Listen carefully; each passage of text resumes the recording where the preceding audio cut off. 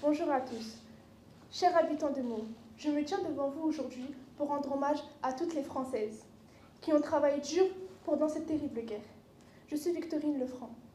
J'ai 37 ans et 3 enfants. J'habite à l'est de la France. Je suis veuve de guerre depuis 2 ans. Mon époux tant aimé, mort dans les tranchées. Nous étions heureux dans notre ferme avant que la sale guerre nous anéantisse. Nous avons travaillé durement pour avoir une vie confortable. Comme nous étions heureux, le décès de mon mari a tout bouleversé. Sur le moment, j'étais inconsolable, anéantie, j'avais plus le goût de rien. Mes enfants m'ont donné la force et l'envie de me battre pour l'avenir. Déjà petite, ma mère ne cessait de me répéter « Il faut être forte et courageuse, Victorine ». C'est difficile d'être une femme dans notre société. Une féministe, ma maman. Une fois déterminée à assumer le quotidien, fait de doutes, de privations et de travail acharné afin de faire vivre ma tribu. J'ai retroussé mes manches, j'ai réussi à maintenir la ferme en état. Mon fils, Lucien, m'a beaucoup aidé. L'instituteur du village étant mobilisé, j'ai continué son travail pour mes petits.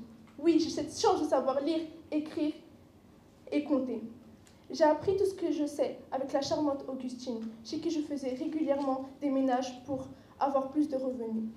C'est également avec elle que j'ai soigné les soldats, gazés, amputés, défigurés, bien motivés à agir pour notre patrie.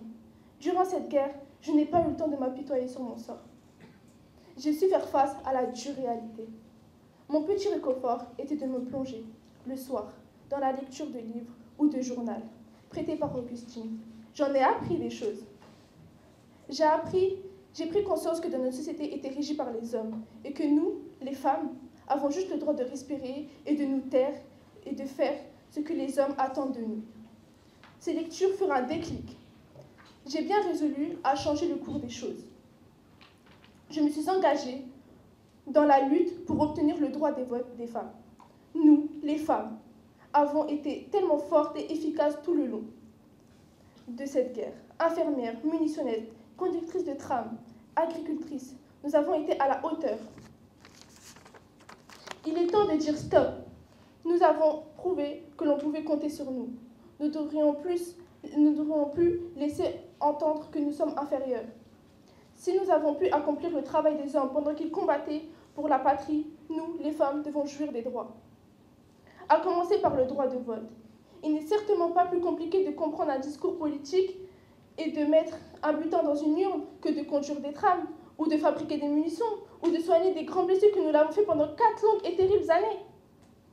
Je sais au plus profond de moi que Marc, mon défunt mari, me soutiendrait de son combat.